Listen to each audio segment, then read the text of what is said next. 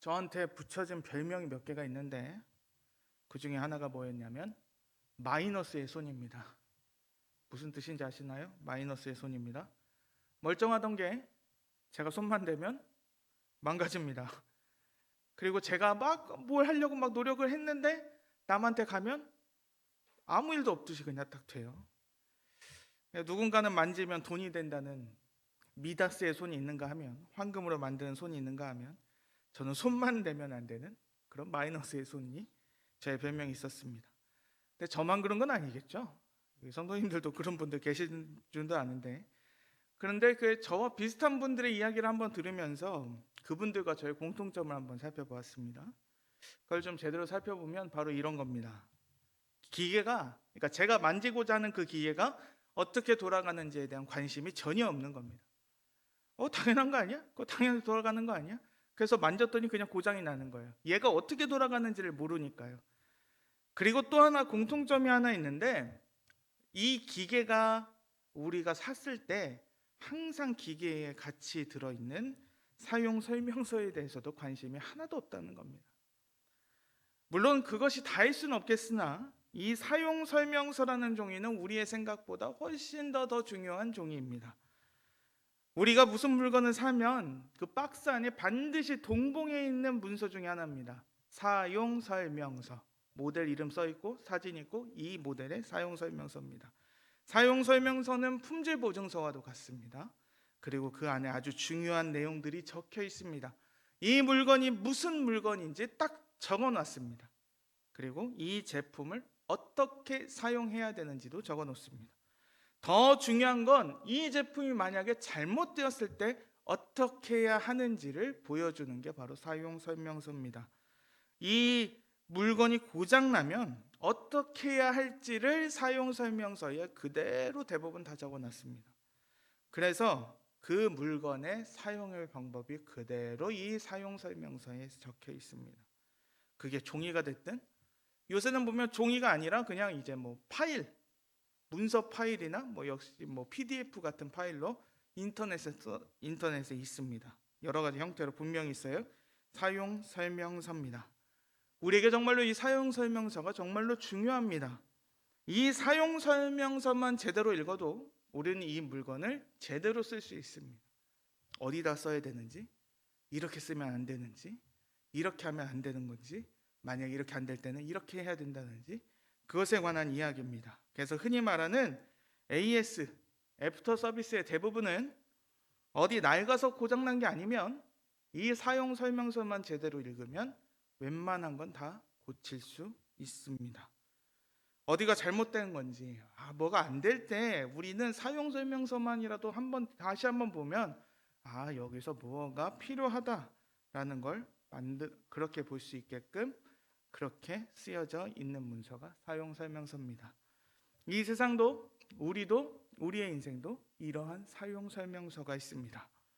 우리도 이 온 우주도 저절로 된 게 아닙니다.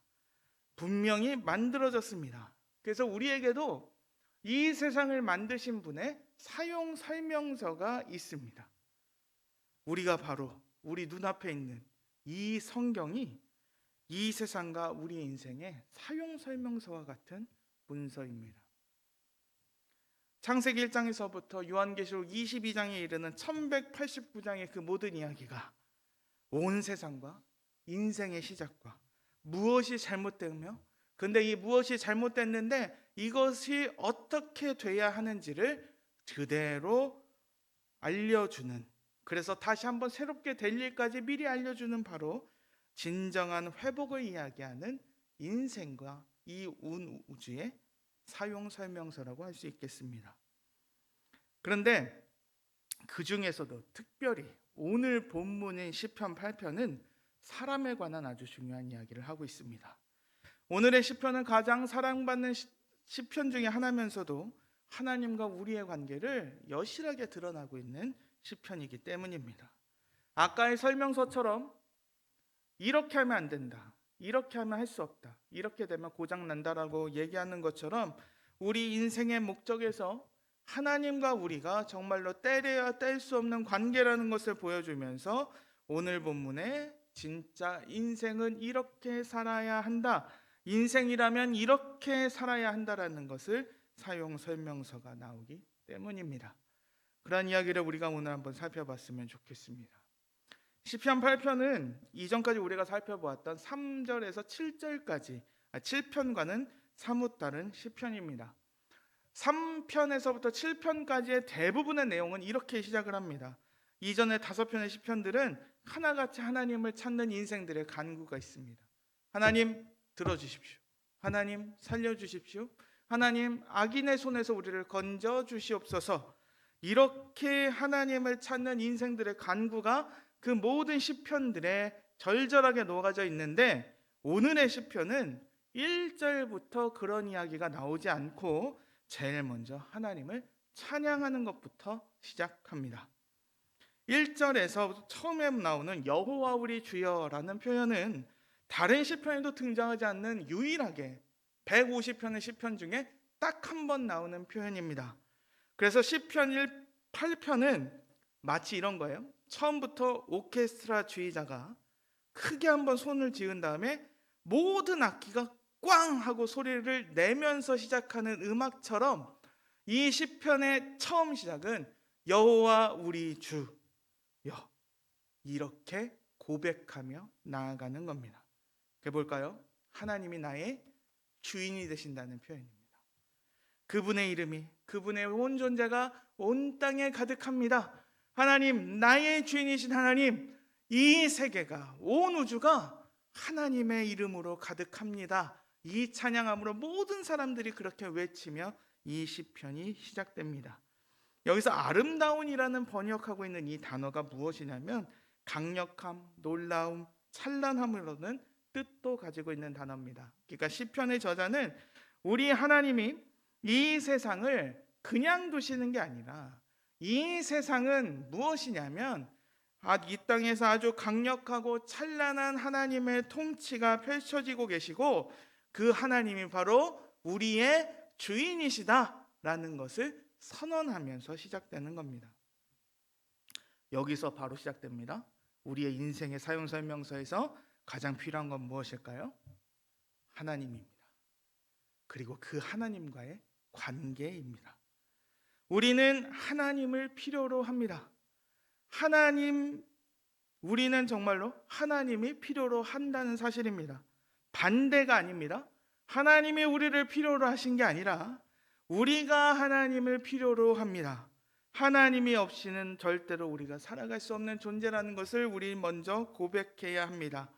온 우주의 손가락 한마디, 손바닥 한 뼘도 하나님이 없는 곳은 없으며 하나님은 그 모든 우주의 왕이 되시고 주인 되시며 우리의 주인도 되신다는 것을 인정하며 찬양해야 된다는 것을 오늘 시편은 그렇게 먼저 고백하고 있습니다. 인생이 가장 인생다운 삶을 살아가려면, 사람이 가장 사람다운 삶을 살아가려면 이 하나님을 알아야 합니다. 아는 것을 넘어서 이 하나님과 우리가 관계를 맺어야 합니다. 이 하나님을 나의 인생에서 주인이 되어야만 합니다. 그러한 인생들의 바로 인생의 시작이 이 정확한 인생이라는 어느 한 작품의 이 작품다운 시작은 바로 하나님이 나의 주인 된다라는 고백에서부터 시작이 됩니다. 원래 물건이 물건답게 사용되듯이 인생이 인생다우려면 반드시 있어야 할 것은 의식주나 그 어떤 것이 아니라 바로 하나님 한 분이십니다. 생명의 시작이 우연과 진화가 아니라 하나님의 의도를 가지고 하나님이 만드시고 그리고 그 하나님이 만드신 우주를 그냥 그대로 두시는 게 아니라 지금도 역사하시는 그것을 그 하나님의 다스림 속에 있다는 것을 우리는 보고 경험하고 감격하고 찬양하며 인정하며 고백하며 나아가야 한다는 사실입니다. 그런 인생들이 이 하나님을 볼 때 가만히 있을 수 없다라는 사실입니다. 하나님을 인식하고 하나님이 계신다, 하나님이 바로 나의 주인이시다, 하나님이 이런 일을 하신다라는 것을 알게 되었다면, 그래서 그 위엄과 그 광대함에 우리가 압도되었다면 우리는 하나님을 인정할 수밖에 없습니다. 근데 그 하나님을 인정하는 반응이 바로 하나님을 찬양한다라는 사실입니다. 하나님은 그런 백성들의 찬양받기에 합당하신 분이십니다. 이러한 인생들을 선지자 이사야를 통해서 분명히 이렇게 선언하셨습니다. 다 같이 읽겠습니다. 이사야 43장 21절 다 같이 읽겠습니다. 시작. 이 백성은 내가 나를 위하여 지었나니 나를 찬송하게 하려 함이니라. 아멘. 모든 백성이, 모든 하나님의 사람들이 그 원래의 목적은 하나님을 알고 경험하고 하나님이 주인 되어야 되고 하나님을 찬양하려고 만드신 것이라는 겁니다. 근데 문제는 그러한 진리 속에서도 아직도 하나님을 대적하는 사람들이 있다는 사실입니다. 그럼에도 여전히 하나님을 인정하지 않습니다. 하나님과 그의 백성을 거부합니다. 그들을 반대합니다. 하나님의 존재, 통치, 역사, 창조와 구원의 모든 것을 거부하는 인생들이, 그 대적들이 지금도 있다는 사실입니다. 누구도 부인할 수 없는 그 사실들을 그들은 계속해서 하나님을 거부합니다. 하나님을 알려고도 하지 않습니다. 그들은 하나님과 그의 백성들을 거부합니다. 그래서 거센 그들의 반대에도 하나님은 이렇게 역사를 하시는데, 한쪽은 하나님을 찬양하는 사람들이 있는가 하면 한쪽은 하나님에 대해서 반대를 할 때에 하나님은 어떻게 그들 사이에서 역사하시냐면 주의 대적으로 말미암아 어린아이들과 젖먹이들의 입으로 권능을 세우시며 이는 원수들과 보복자들을 잠잠하게 하려 하심이니이다. 주의 대적이 여기 있어요. 분명히 있어요. 그러나 그들에게 보란 듯이 이 연약한 세대를 일으키셔서 어린아이와 젖먹이들의 입으로 하나님의 권능이 드러나게 하심으로 이 대적들의 입을 다물게 하신다는 것입니다. 하나님은 자신의 대적들을 상대하시는데 인간의 눈으로 보았을 때는 연약한 인생들로 이들을 상대합니다. 하나님은 잘난 사람들의 능력을 들어서 봐라, 하나님을 믿는 사람들 이렇다라는 것으로 이 대적들을 상대하는 것이 아니라 젖먹이들과 어린아이들의 입을 틀어서 제대로 말도 할 수도 없고 제대로 몸도 못 가누는 그들이 할 수 있는 소리라고는 별로 말도 안 되는 소리만 하는 그들의 입을 들어서라도 하나님은 권능을 드러내신다는 사실입니다. 무엇인가 제대로, 무엇인가 누군가의 도움이 아니고서는 제대로 할 수 없는 존재들을 사용하셔서도 하나님은 일하시고 계시는 분입니다. 그럴 때 모든 사람들이 보게 되는 겁니다. 하나님을 찬양하는 사람, 하나님을 대적하는 사람 모두가 다 하나님이 살아계시구나, 하나님의 능력과 창조와 다스림과 하나님의 역사하심을 모든 사람들이 보게 된다는 사실을 오늘 시편 1절에서 2절은 그렇게 이야기합니다. 그 다음에 시편의 저자는 우리의 시선을 저 하늘 위로 두게 합니다. 온 우주에 가득한 태양과 달과 별들을 보면서 하나님을 생각하게 합니다. 저는 서울 사람이라서 별을 한번 이렇게 크게 본 적이 없는데요.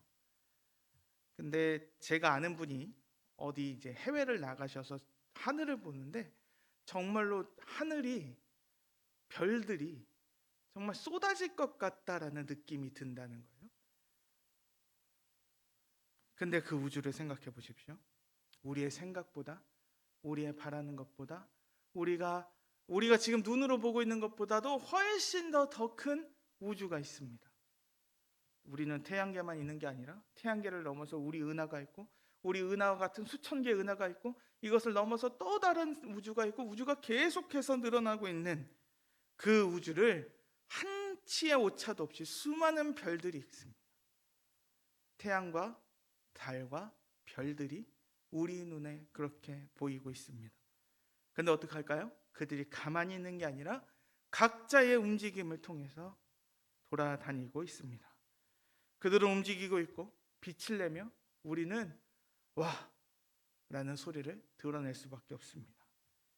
그 이후에 그 시선이 다시 한번 우리 인간에게로 돌아옵니다. 저 크고 놀라운 저 모든 우주의 모든 것이 있는 가운데 포커스가 쭉 내려와서 거기에 한 사람에게 떨어집니다. 어쩌면 먼지와도 같은 분 인생에게 하나님의 눈이 있습니다. 저 우주와도 비교해 봐서도 너무나도 연약하고요. 생각해 보면 저 바다에 비해서도 정말 연약하고요. 저 높은 산에 비해도 아무리 해도 연약할 수밖에 없는 어느 한 존재가 거기에 있습니다. 수천 개의 은하, 태양계, 그 가운데 지구, 수많은 민족들, 나라, 그것을 쭉 당겨서 어떠한 사람에게 보일 때에 위대한 자연 앞에 우리는 연약함을 느낄 수밖에 없습니다. 근데 연약함을 느낀다 해서 멈추는 게 아니라 그 연약함 속에서 우리는 또 다른 존재로 살아가게 된다라는 사실입니다.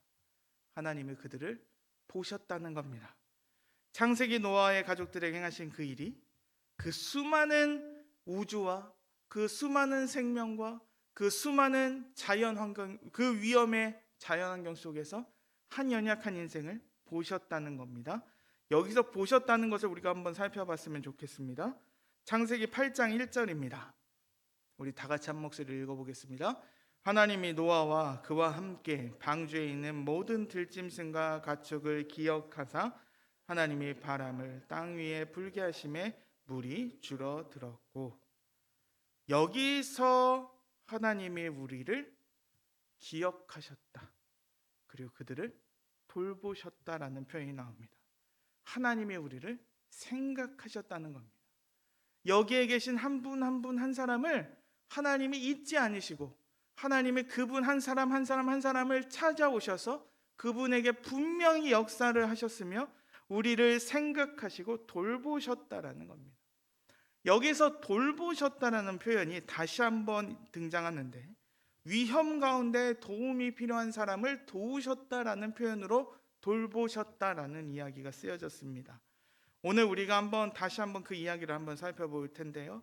창세기 21장, 50장의 사건들 속에서 오늘 하나님이 사람을 돌보신다는 것 이야기를 우리가 더 보게 됩니다. 21장 1절 다 같이 한번 읽어보겠습니다. 시작. 여호와께서 말씀하신 대로 사라를 돌보셨고 여호와께서 말씀하신 대로 사라에게 행하셨으므로. 이 사라가 어떤 인물입니까? 아브라함을 따라왔던 여인이었어요. 하나님은 이 아브라함과 사라를 통해서 얻은 아들에게 하나님의 놀라운 은혜의 역사가 펼쳐질 것이라고 이야기합니다. 그런데 어떻게 됐을까요? 그 약속이 더디 이루어집니다. 인간으로 내세웠던 모든 대답은 실패로 끝나고 분란으로 끝나고, 그 이야기들이 하나님이 아니다, 하나님 얘는 어떨까요? 아니다, 하나님 쟤는 어떨까요? 아니다. 20년이 넘는 세월 가운데 그러한 일들이 벌어졌는데, 그 흔들림 속에서도 어쩌면 그 아브라함만큼이나 고생하고 슬퍼하고 아파했던 이 여인을 하나님이 어떻게 하셨다고요? 돌보셨다라는 겁니다. 기억하셨다라는 거예요. 눈으로 주목하셨다는 겁니다. 그의 인생에, 그의 믿음이 흔들릴 때마다 하나님이 그를 세우셨다라는 겁니다.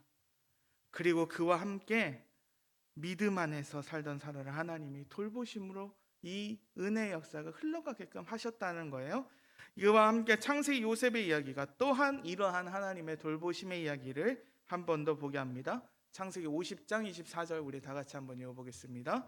요셉이 그의 형제에게 이르되 나는 죽을 것이나 하나님이 당신들을 돌보시고 당신들을 이 땅에서 인도하여 내사 아브라함과 이삭과 야곱에게 맹세하신 땅에 이르게 하시리라 하고. 하나님이 요셉이라는 사람을 들어서 사용하셨습니다. 근데 그 사용하신 방법을 생각해 보십시오. 형제들과의 이간질이 생기고 형제들이 이를 인신매매로 팔아버리고 그의 인생이 노예가 됐다가, 노예가 돼서 끝나는 게 아니라 죄수가 됐다가 하나님이 그를 총리로 세우시고, 근데 그 총리로 세워서 그냥 요셉만 혼자 잘 사는 게 아니라 수많은 기근 속에서 하나님의 언약의 백성들을 이제는 하나의 가정이 아니라 하나의 민족이 되게끔 이 요셉이라는 사람을 통해서 하나님의 놀라운 일을 행하셨는데, 근데 이 이야기가 요셉만 있는 이야기가 아니라는 거예요. 요셉과 요셉의 형제들, 요셉의 아버지였던 야곱과 그 이후 모든 사람들의 인생을 하나님께서 돌보셔서 그들을 다시 한번 새로운 언약의 백성으로 세우시고 있다는 사실입니다. 하나님이 아까 그 온 우주가 충돌하지 않게끔 역사하시는 그 하나님이 여기에 계신 저와 우리 성도님들, 귀한 주님의 백성들 한 분 한 분을 그냥 두는 게 아니라 한 분 한 분을 기억하시고 한 분 한 분을 알고 계시고 그분의 인생을 통해서 돌보시며 우리의 인생과 온 우주의 역사와 온 세계의 역사와 이 자연의 역사와 그 모든 것이 다 합력하여 선을 이루게끔 하나님이 우리를 보시는 것을 넘어서 역사하고 계신다는 사실입니다. 그 안에서 우리는 다시 한번 보게 됩니다.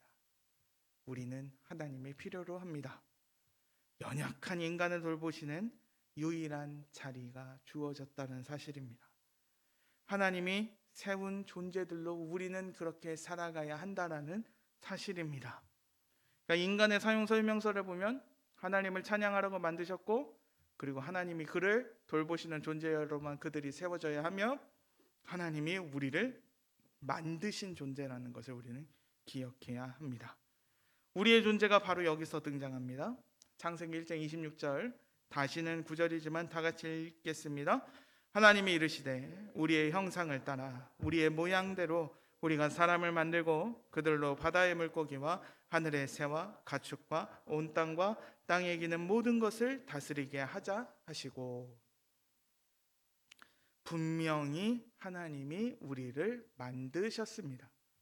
하나님의 형상을 따라 하나님의 모양대로. 오늘 시편 저자는 먼저 그 사실을 이야기합니다. 하나님과 우리 사이의 질적인 차이입니다. 하나님은 창조주시고 우리는 피조물입니다.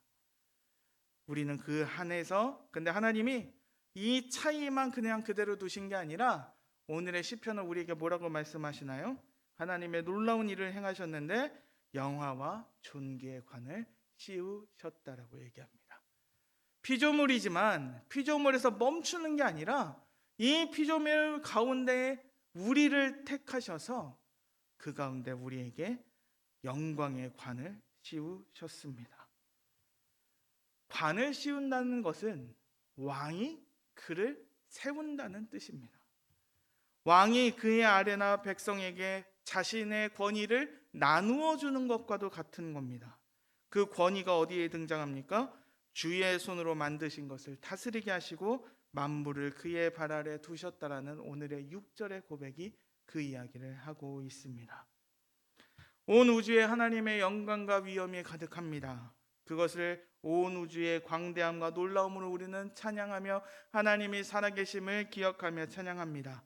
그런데 그 자리에 하나님의 위엄을 지켜내며 나타내며 이 위엄을 나눠주는 존재로 우리가 택함을 받았다는 사실입니다. 어디 태양과 달과 별과 같은 거대한 우주적인 존재도 아니고 마치 천사와 같은 존재들로, 영적인 존재들로 그렇게 살아가는 게 아니라 정말로 자신들이 만드신 오직 하나님의 형상으로 만들어졌으나 외적인 면에서는 한없이 연약한 우리를 통해서도 하나님이 자신의 일을 맡기셨습니다. 하나님의 피조물을 다스리는 역할로 그 일을 주셨다는 사실입니다. 하나님이 자신의 모든 우주를 다스릴 수 있는 그 모든 힘과 권위를 주셨다는 사실입니다.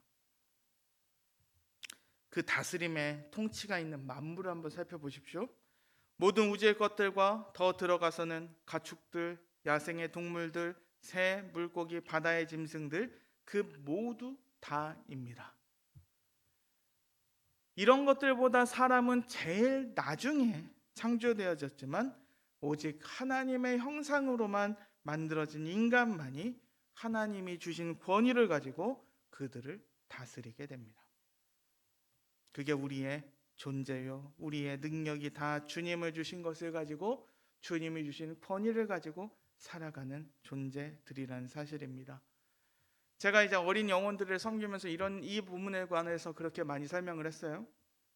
우리는 달리기를 하지만 혹시 치타만큼 빠르게 달리시는 분 계십니까? 없으시죠?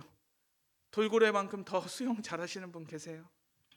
아니면 독수리만큼 더 높이 스스로 날 수 있는 분이 계십니까? 아니죠. 근데도 우리는 그들보다 더 뛰어난 존재입니다. 왜일까요? 우리는 하나님의 형상으로 지어졌기 때문입니다. 그리고 우리는 하나님이 그들을 다스리라고 권위를 주셨기 때문입니다. 잘 생각해 보십시오. 하나님이 아닌 다른 사람들이 이후에도 살펴보겠습니다만 이 이야기가 동물만이 아니라 온 우주로 생각해 보십시오. 우리는 태양을 나의 신으로 섬기지 않습니다. 왜요? 태양은 그냥 피조물이기 때문입니다. 저 달도 신이 아니죠. 저 별도 나의 손을 들어주지 않습니다. 그것을 깎아서 만든 우상도 마찬가지입니다. 생명도 없는 그것이 도저히 하나님이 될 수 없는 것을 우리는 고백하며 나아가야 한다는 사실입니다. 하나님의 형상으로 지어졌다는 건 또 무엇일까요?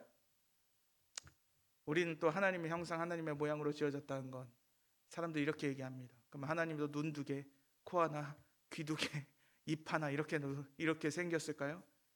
아니죠. 우리는 하나님을 닮아가는 존재라는 겁니다. 하나님과 소통할 수 있는 존재라는 겁니다.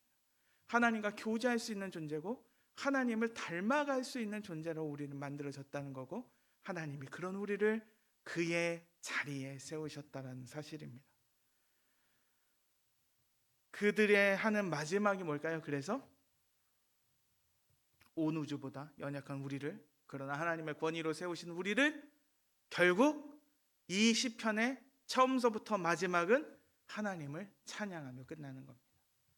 이 백성들은 결국 하나님을 찬양하라고 만들어진 존재라는 겁니다. 하나님을 바라보고 하나님이 베풀어 주신 은혜를 기억하는 우리가 하나님을 찬양해야 한다는 겁니다. 그래서 이 찬양의 시의 시작과 마지막은 똑같습니다. 하나님이 위대하시고 하나님은 이러한 분이십니다. 하나님을 찬양할 수밖에 없는 그 하나님을 우린 찬양하며 나아갑니다. 그래서 다시 한번 선포하며 나아갑니다. 이 시편은 우리의 인생의 한 장의 설명서입니다. 우리의 사용 설명서입니다. 우리의 목적이 있습니다. 하나님을 찬양하는 인생들이고 하나님의 피조물입니다. 그것을 잊어버린다는 것은 이 설명서대로 살아가지 않는다는 겁니다. 인생답게 살려면 원래의 목적을 알아야 합니다. 자신이 어떻게 나왔고 무엇을 하는 것이 옳은지 우리는 깨달으며 생각하며 바라봐야만 합니다. 여기서 등장하는 것이 바로 죄입니다. 죄라는 게 뭘까요? 누굴 때리고 욕하고 훔치고 사람 죽이고 납치하고 불지르고 그런 것이 죄일까요? 죄는 물론 이것도 죄입니다. 근데 이것은 죄의 결과죠. 죄는 뭘까요? 이러한 질서를 거부하는 겁니다. 하나님을 거부하는 겁니다. 이 사용 설명서대로 쓰지 않는 거죠. 하나님을 인정하지 않는 겁니다. 하나님을 찬양하지 않는 겁니다. 하나님을 바라보지 않는 겁니다. 하나님이 주신 질서를 거부하고 내가 하나님처럼 되려고 하는 것이 바로 죄입니다. 하나님이 가득한 이 우주에 눈과 귀를 가리면서도 안 보이는 척, 안 들리는 척, 그리고 하나님을 안 하려고 하는 그 모든 것이 바로 죄입니다. 하나님을 거부하고 이 모든 것이 우연이며 자신들의 말하는 세상 속에서 하나님의 창조와 구원을 거부하는 것, 그것이 바로 죄입니다. 그래서 온전히 세상의 중심에 자신을 갖다 놓는 게 바로 죄입니다. 죄로 인해서 하나님을 거부하고 하나님이 주신 존재의 목적을 거부합니다. 하나님의 주신 그 권위와 능력을 자신의 이름을 드높이려고 사용합니다. 하나님이 주신 배움과 능력을 가지고서도 하나님께 영광을 돌리는 것이 아니라 이 죄인들은 무엇을 하냐면 자기의 이름을 드높이려고 바벨탑을 쌓고 있는 것이 바로 죄인인 인간의 모습입니다. 바벨탑의 이야기를 아시죠? 바벨탑은 생각해 보십시오. 그냥 쌓여진 탑이 아닙니다. 바벨탑은 벽돌로 쌓여진 탑입니다. 벽돌로 쌓았다는 건 무엇일까요? 인간의 기술이 사용된다는 겁니다. 그냥 돌을 갖고서 넣는 게 아니라 나는 탑을 쌓아야지. 그러면 이 탑을 쌓으려면 나는 진흙을 만들어서 짚을 넣고 딱딱딱딱 이 규격에 맞춰서 벽돌을 맞춰놓고 이걸로 탑을 쌓을 거야. 사람들이 생각하고 그 기술을 사용한 것이 바로 바벨탑입니다. 이 벽돌을 역청을 가지고서 이들이 하나님을 찬양하는 예배의 장소로 만든 게 아니라, 제단으로 만든 게 아니라 나의 이름을 드높이려고 하나님의 명령을 거부한 채, 흩어지는 걸 거부한 채 그들은 그곳에 모여서 탑을 쌓았다는 사실입니다. 분명 하나님이 주신 그 모든 것은 우리의 다스림을 받아야 합니다. 아까 말씀드렸죠? 질서가 무너졌다고 말씀드렸어요. 그래서 어떻게 됐냐면 하나님을 인정하지 않으니까 하나님 자리에 어떠한 것으로도 하나님처럼 여기며 살아가는 겁니다. 그게 죄고 그게 우상 숭배입니다.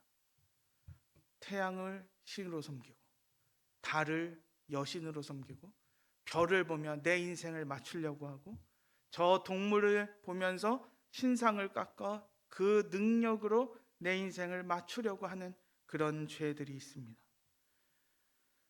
하나님을 인정하지 않으니까 스스로 허무한 것을 하나님처럼 여기며 살아갑니다. 태양이나 달이나 별이나 우주의 것들과 광대한 자연의 것들과 심지어 눈에 보이지 않는 영적인 존재를 가지고 귀신을 섬기는 수많은 사람들이 있습니다. 심지어 인간들이 만들어낸 사회나 경제나 그래서 돈을 신봉하는 사람이 있는가 하면 그 사회를 신봉하는 사람이 있고 심지어 어떠한 인간을 구세주라 여기며 어떠한 정치인을 나의 인생의 구세주라 여기며 살아가는 신으로 만드는 세상을 우리는 살아가게 됩니다. 그 이야기가 바로 로마서 1장 20절에서 23절까지인데요.